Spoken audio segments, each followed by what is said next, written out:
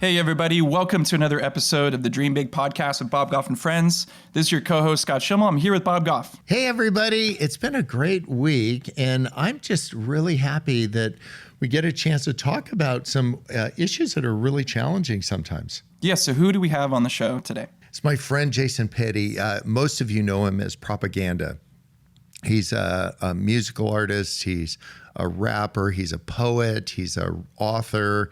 He's pretty much a Renaissance man. And he's brilliant. He's pretty much everything. He's flown my airplane in Canada. I have an old Beaver seaplane, and I took him up and I just gave him the controls. And I said, like, take me somewhere. He's like, really? So I'm hoping we can post a picture of him. But most importantly, he's a voice I trust on an issue that's actually kind of difficult as we're trying to navigate race relations, inequalities that are out there.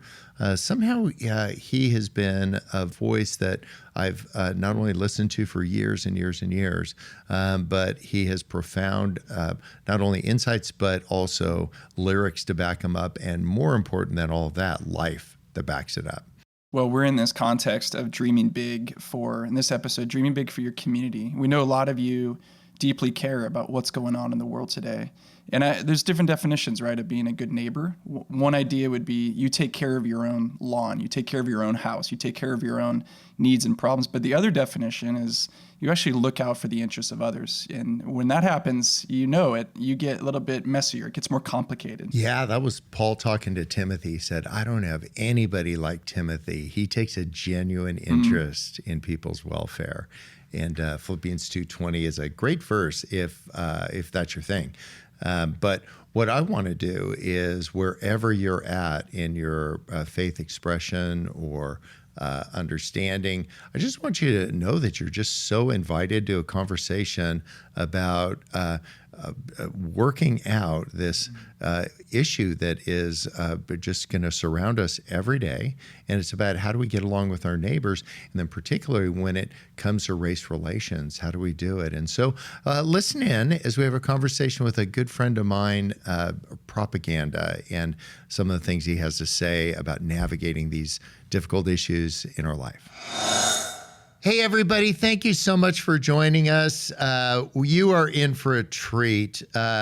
Jason Petty, who is everybody knows as Propaganda. If you haven't listened to his music, just actually to turn off the podcast right now, download all of it, come back after you've listened to his lyrics. But you've been a voice in my life for so many years. You speak truth, you speak wisdom, you do it with kindness, but you're not afraid to just call stuff out. But somehow you're able to call stuff out, but it doesn't cause people to take offense. It has them take interest. They feel like I've always felt like a participant. So I thought maybe today we could talk about some of the challenges that we're all trying to navigate as it relates to racial equality, some of the things we had a conversation just before we started about how do you characterize these things? And you had just a beautiful couple thoughts on that. Would you share those with us? I'd love to, man. First of all, what's up? You tuned in to the El Capitan of Fun. That's the nickname I've given this brother right here. The living and breathing Dos Equis guy.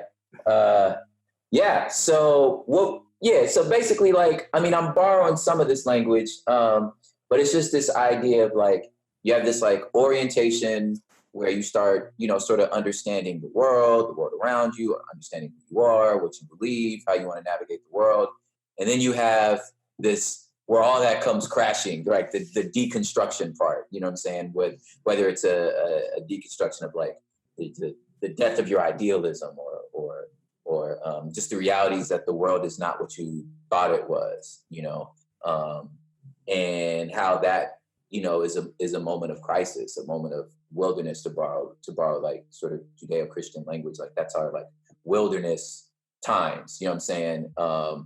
And some of us get kind of lost there and really don't know how to come out of the other end, because there's really is no going backwards, because it's once once the lid's off, it's off. You know what I'm saying? You can't unsee, you can't unlearn what you've learned.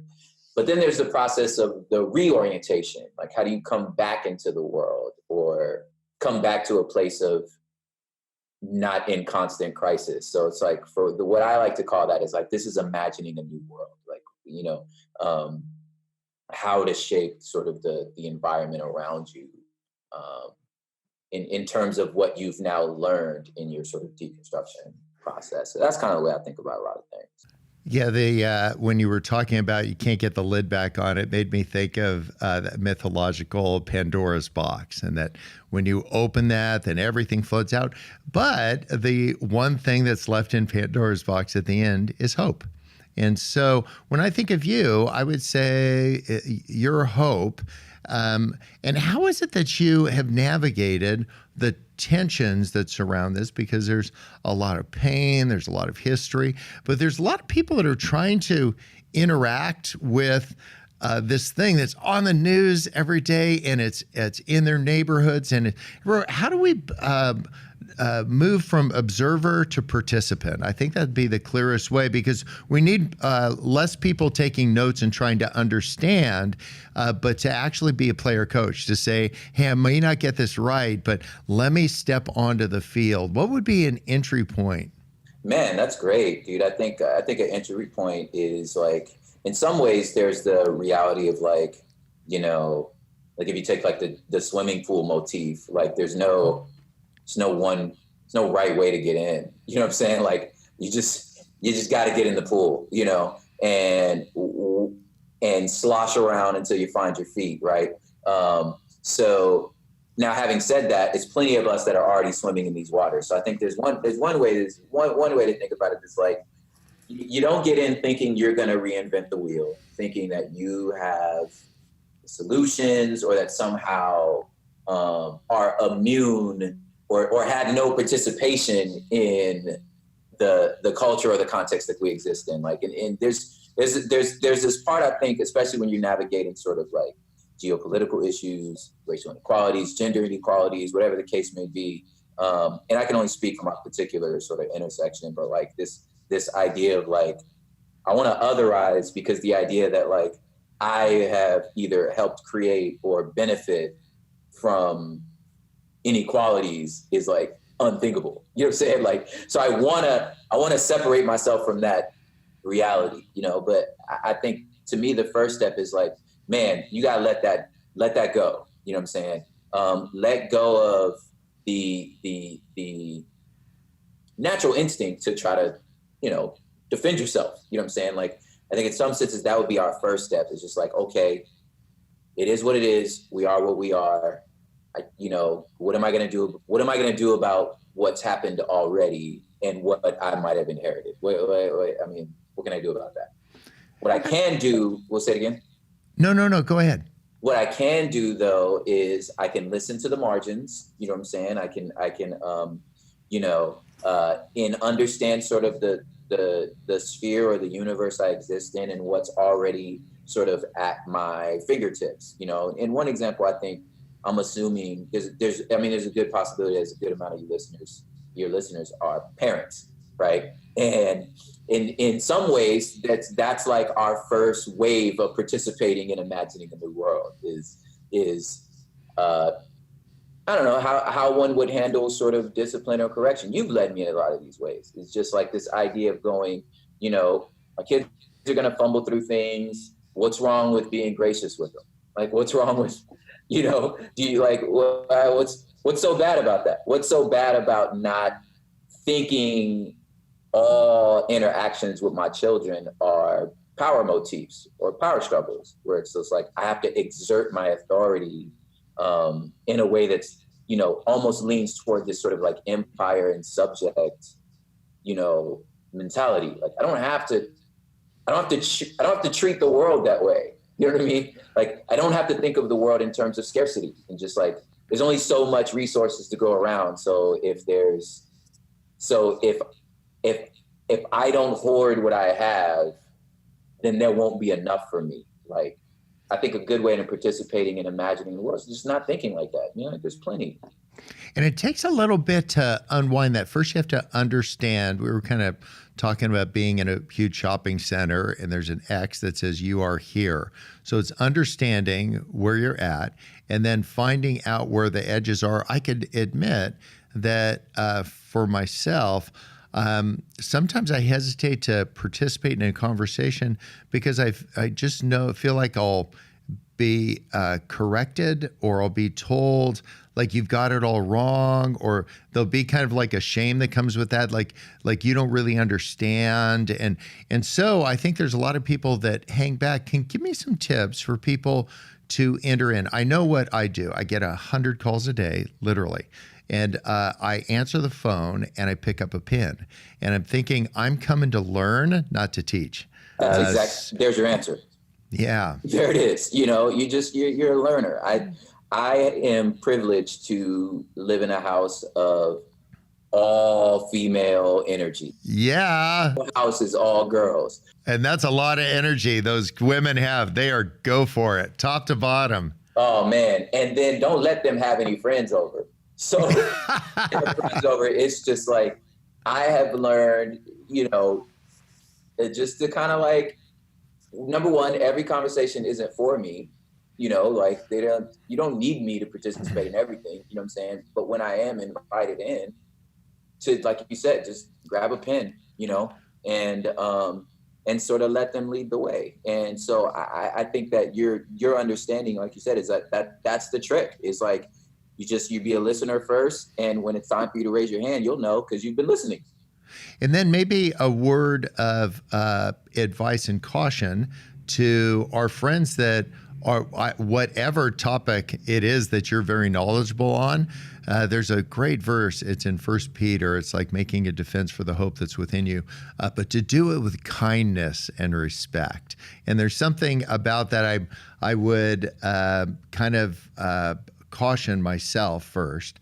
If I know a lot about a topic, to let people have the freedom to just enter in and don't give them a bunch of words of correction right away. Just delight in saying, welcome to the pool. There's a lot to take in. There's many corners to this pool to swim in.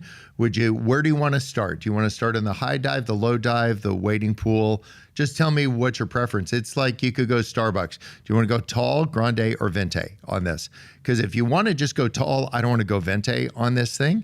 What would be a word to friends in whatever community, whatever topic about kindness and kind of an invitational approach to say, let's have these difficult conversations in a place I'm going to make this really safe? Yeah, I think that you're speaking on two things, which I've now learned as I've gone, had a little more years under my belt, is that what comes with like real wisdom and knowledge is what comes with experience is humility. It's just this idea that like, take a second to recall how long it took you as the expert to get to where you are, right? Just remember your own path. Remember the amount of people that bit their tongue, when you said foolish things, what I'm saying, when you were learning, when you were figuring out, just for me, that's my thing, is I recall how long it took me to get where I am, right? So, and how I would have responded had someone just shut me down in the first place. Like, I know what I would have done. You know what I'm saying? I would have either dismissed them or I would have fought back because I would have just immediately got defensive, right? So the thing for me is like, I want to personally, like my thing is I want to invite you in for the ride. Just get in the car and ride with me. You know what I'm saying? And I think but again, that maturity and that humility comes when a lot of times people get like, when you're the expert, you kind of flare up because it seems like this other person is presenting themselves as if they are experts. So you want to fight back because it's like, well, bro, you say you know what you're talking about. You clearly don't, you know what I'm saying? But like, again, if I'm not if I'm not functioning from this sort of empire model that my success is only contingent on pushing you down, like if I don't exist in that motif, then even if this person is presenting themselves like an expert, but the words coming out of their mouths are showing that they're not, you know what I'm saying? Like, I don't need to, I don't, this is not my battle now, you know? And unless, now if there's bodies in the way where like people are being actively hurt because of this person, I think that that's one thing to step in for those that are in the margins, you know what I'm saying? They're being hurt at that moment. But at the same time, there's a way to do that. Like you said, it's just like, you know, and I found the question model of like, hey, so where'd you come up with that? Where'd you learn that? Who showed you that? How does that? So help me how this works. Yes. You know what I'm saying? And then you sort of walk someone into a place of like, but yeah, I'm not the type to, and I just think, yeah, you're going to create more problems than good by just, you know, if a person is coming with their hat in their hand, like, hey, I want to help. I kind of don't know what I'm doing. You know what I'm saying? And like, yo, just, okay, get in the car. You know what I'm saying? One of the things I've experienced with you firsthand is this kind of invitational approach. I feel really safe to bring my questions to you, and I feel like you're going to give me an honest answer. There's a verse in John. It's not like you need a Bible verse for everything, but it's actually helpful for me in this context of just endeavoring to follow Jesus in some of this stuff. It's John, it said, Jesus came filled with grace and truth. And he doesn't like 50% grace, 50% truth. It's 100% of both. And so, but grace comes first. Yeah, we need to get to the truth of difficult things. And so somehow you've navigated that, where when we're talking about the topic of racial tensions and how do we do this, you've navigated a way, at least in my life, where you are a voice that I can trust. You've made me feel like my first steps were good ones. Zechariah 4, like God just delights seeing the work begin. So I bet when you saw Luna take her first step, you didn't think like, I've seen better. Yeah, I was like, why are you walking like that? Yeah. You're like, oh. I've been here 2 years, you don't know how to walk. Yeah, and like this is a big deal. And so if we could celebrate that, yet filled with grace and truth, to say, actually, there's more steps to take. And so to understand constantly, if you put yourself in a position, I'm a student, I'm eager to learn, I'm less as interested in sharing all my opinions with you than I am learning. We have this time, teach me, and then in the position of a teacher to say, hey, let me give you some things that might be difficult to hear, but I'm going to do these in the context of grace. And I feel like we've done that in our friendship over the year. I just feel like you recognize the things that I might understand, I might miss. I don't know about you, if you can think of anything off the fly that you figured out later that you had wrong, but I went all the way through college thinking that the cardboard that comes in the collar of your shirt is supposed to stay there.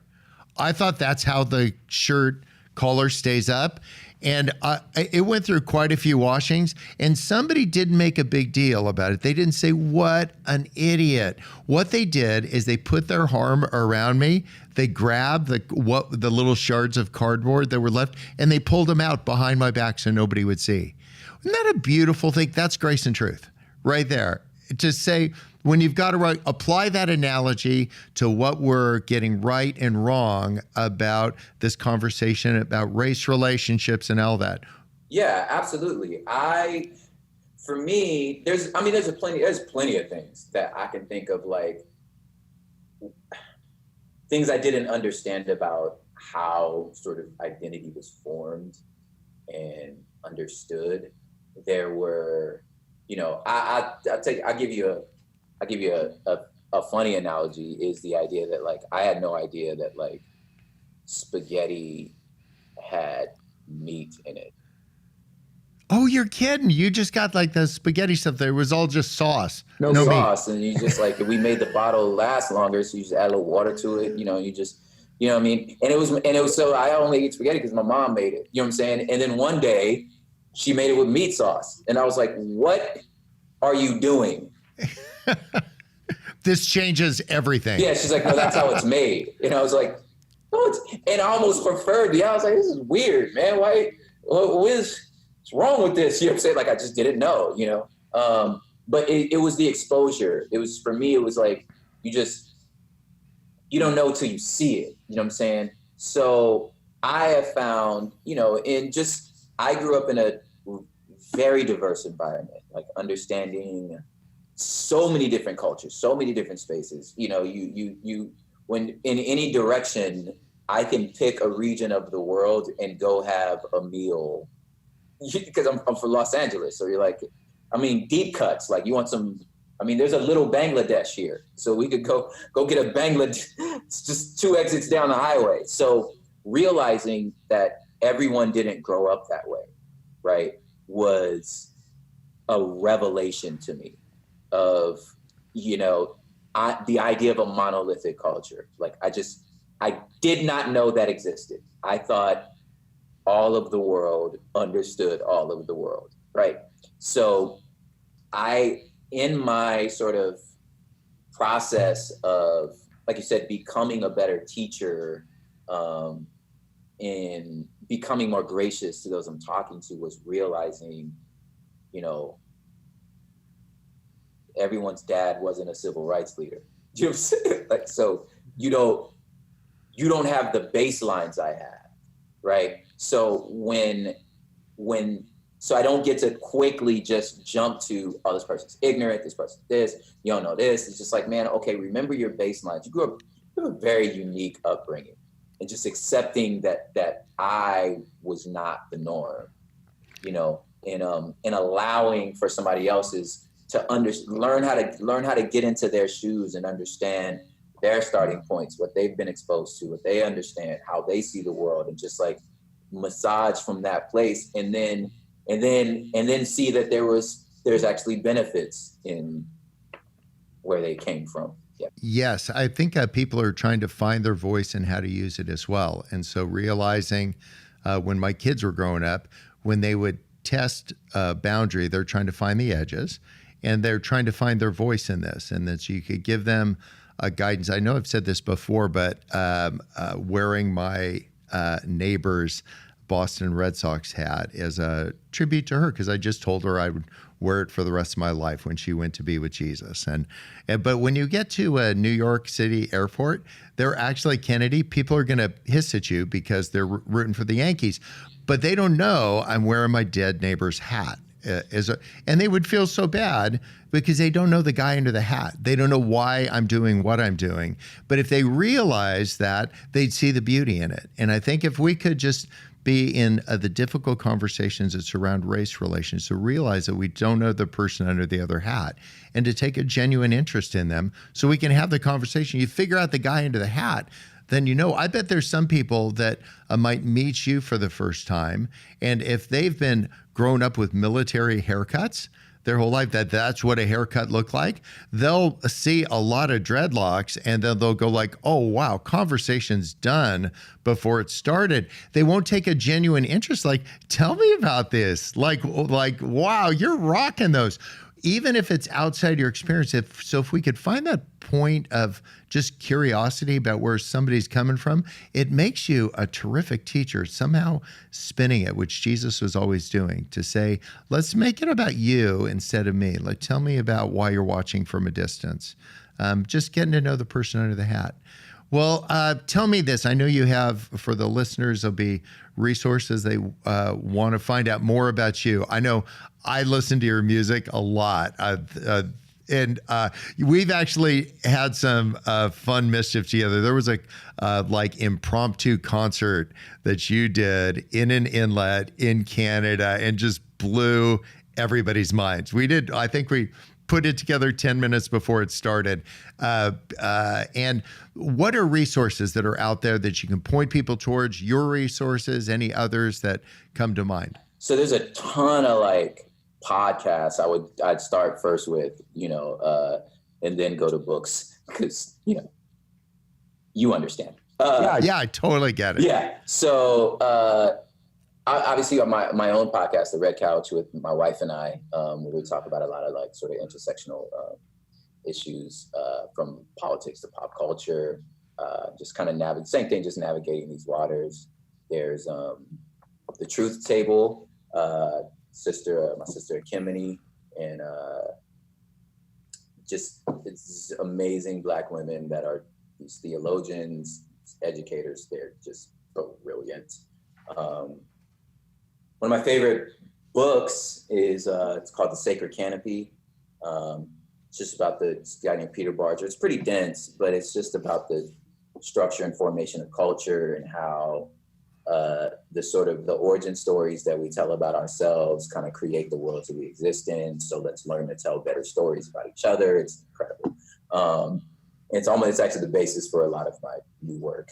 And then, good. And let's talk about that. Yeah. New albums. Yeah. So I'm working on, for 2020, a number of sort of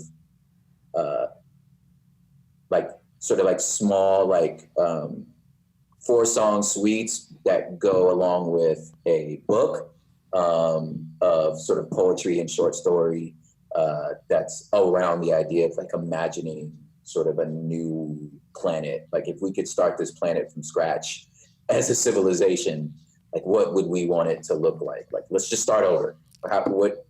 Start over, knowing what we know now, start over. What's the world we want to live in? Yeah, and I love it kind of coming full circle to the things you're talking about at the beginning. Orientation, figuring out where are you right now? Where are you at the shopping center? Where's the X on the map? And then deconstruction, to say, how could I understand, having known where I am, deconstruct some of the biases and some assumptions that we've made in our life. And then, to your point, envisioning a new world. That's a great thing. Just say 3 things. I'm going to Starbucks with a voice I can trust. I'm going to come with a pen because I'm going to plan on listening. But to say, hey, this is where I am on the map. This is how I would deconstruct it. In other words, these were my biases and assumptions going in. Here are all the things that I don't get. And what can I envision? And I just hope you'll, if you're listening to this, if you haven't been introduced to Prop before, you are now. So get on his podcast, read some of the materials that are out there. And I just want to thank you for spending a half an hour with us. If you're jogging or sitting in a car, Prop, for taking time away from your tour that you're doing right now to just consider these things, because we all want to get there together and we're all like learning as we go. And so thank you so much for being one of the guides on my adventure and for just being a good friend. Thanks, buddy. Yeah, appreciate y'all.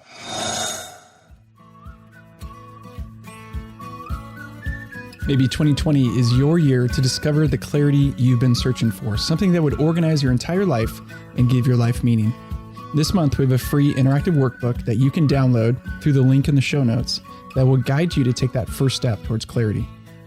Every few months, Bob invites people just like you to gather someplace in the country to spend a few days investing in a Dream Big live workshop, walking you through a 7-part framework that will guide you in the context of a community of other dreamers to define, declare, and pursue your big ambitions. The next live workshop will be in Bob's hometown, San Diego, and it's right around the corner on February 23rd and 24th. You can get all the info and sign up at dreambigframework.com. That's dreambigframework.com. We hope to see you there.